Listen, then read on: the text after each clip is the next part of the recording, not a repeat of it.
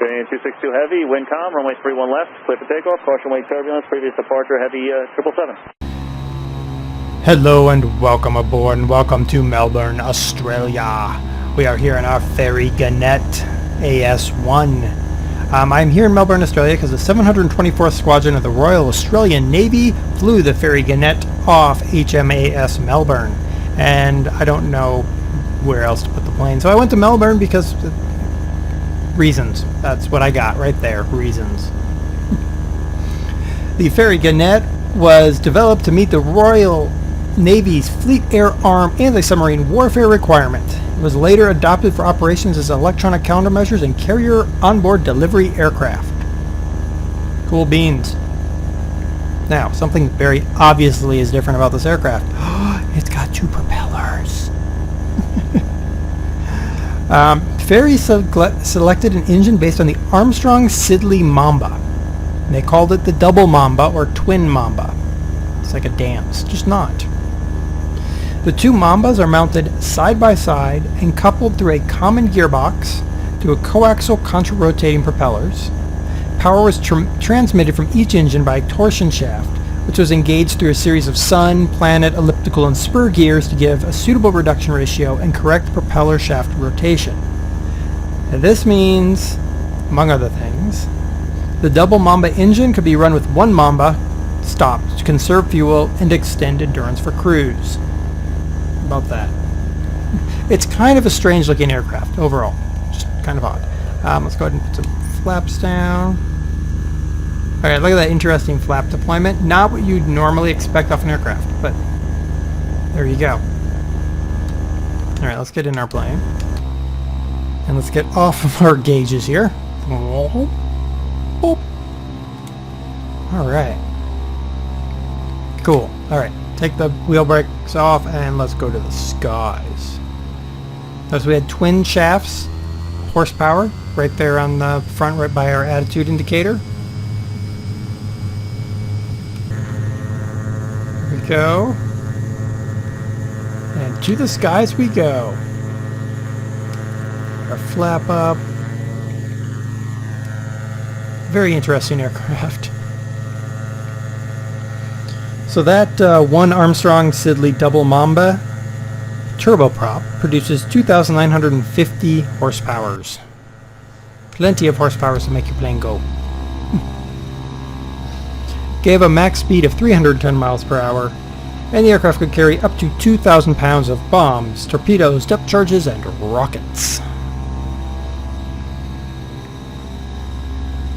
Now the nice thing about this contra-rotating prop arrangement meant that when only half of the Double Mamba was running, there's no thrust asymmetry problems. So a common issue with the twin engine aircraft with engines out on the wings is if one engine goes, you now have more thrust off of one engine. It kind of pulls the aircraft around. This contra-rotating propeller prevented that from happening.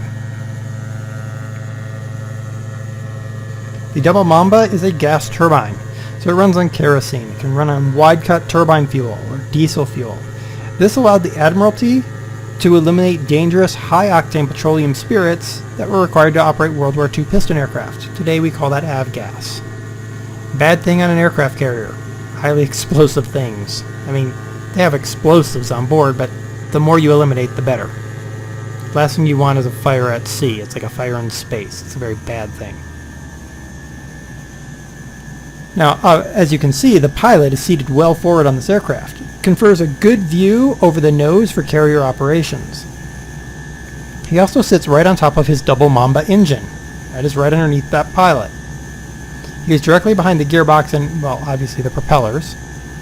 You can see that the Double Mamba's exhaust behind the wings. So, there's your exhausting.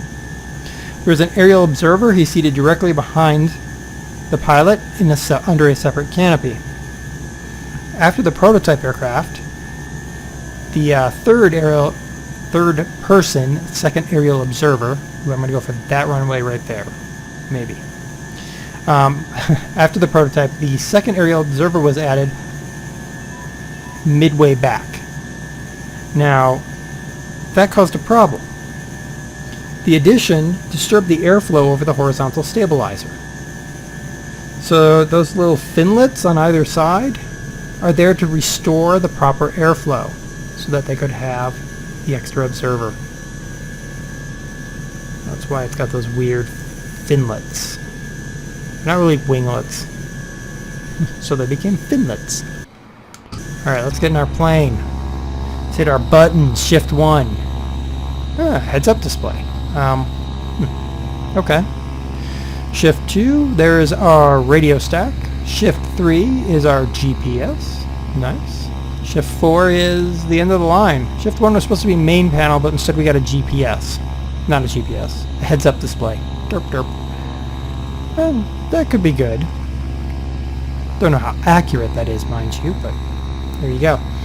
I do know that you can actually, on this plane, shut down, it said in the help file, you could shut down one of the engines. So let's shut down engine 1. I'm going to pull that, and then I'm going to pull that all the way back.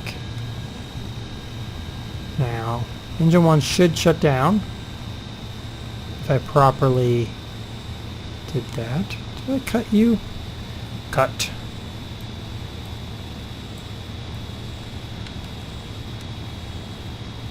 Huh. It looks like it didn't cut. I guess I could do this, though. Boop. What's that? I don't know, it doesn't want to tell me. Okay, so we definitely have engine 1 cut. That's kind of weird. It doesn't seem to actually affect anything there. Huh.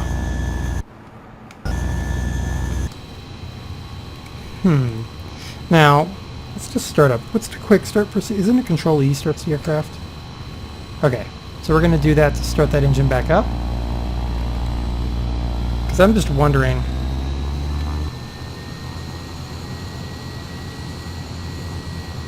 I'm wondering if I can shut down the other engine. So I'm going to shut down engine 2. Off. Just turn off, engine. Why don't you want to work? Why don't you want to turn off? Wait, what are you at? You're cut. Okay, so I want you up. And then I want fuel flow cut to that engine. Huh. Well, what do you know? Still looks like I got 2 engines. Oh well. What do you know? and my, look at that. My horsepower and my 2 shafts. Look at that. Kinda weird. I don't know about that. Alright, so let's try to land our aircraft. Where is this runway that I was looking at? There it is. Okay, let's put those gears down. Throttle this sucker way back here. What's this guy over here? We got a resting hook handle. Cool, what's this? Radome. Ooh, what did that do? Let's go look. Oh, look at that. There's the radome. So you can do your searching, and there's your resting hook. That's cool. Probably not the best arrangement for landing, mind you. Let's take that up. Let's pull that up. I think that's a good idea. What's this? I don't know. Nothing, nothing, nothing. I like how we got hood. It's canopy. Beacon. Beacons. Oh, I apparently hit the start button for the number 2 engine. Jeez. Still swear that engine's still running, but no, I take that back. Because look right here. Engine temp 2, 13, 317. So engine is definitely off. All right, where is this runway? Oh wow, we're gonna come in nice and high as always. What do you do? What do you do? There's a hood jettison button on the right hand side I've just noticed. Just in case you ever want to jettison your hood in flight. Probably not a good idea. Look at us coming in for landing. Look at our beautiful Fairey Gannet. Okay, beautiful, not really the right word. It is an ugly looking aircraft. I mean, we just have to be honest. It just looks. Yeah. It was built for a reason, and they built it around that reason. And so it wasn't built to be pretty. All right. Settle her down. Oh, look at that beautiful landing.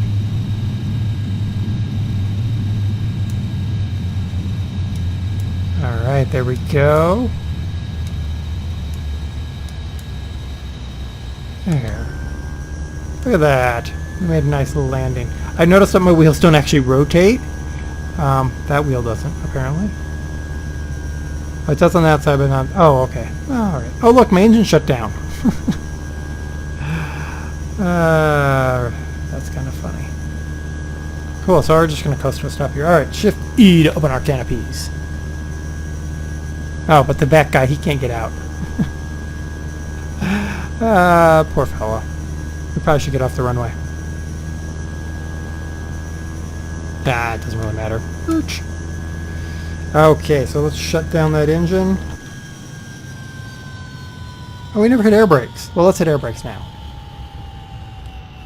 Those aren't air brakes.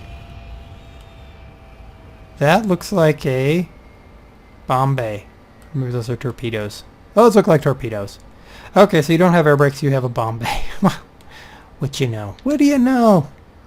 So there you go. This is the Fairey Gannet AS1. The link is down below in the description. As always, if you're looking for an interesting aircraft, right around post-World War II era, going on into Korea, and I believe this actually lasts quite a time with the various services, but definitely indicative of that time period when the transition to jets was just starting to happen. This is an interesting aircraft, very unique aircraft. So there you go, links down below. I've been DerTebbers with your Flight Simulator X Spotlight. See you next time.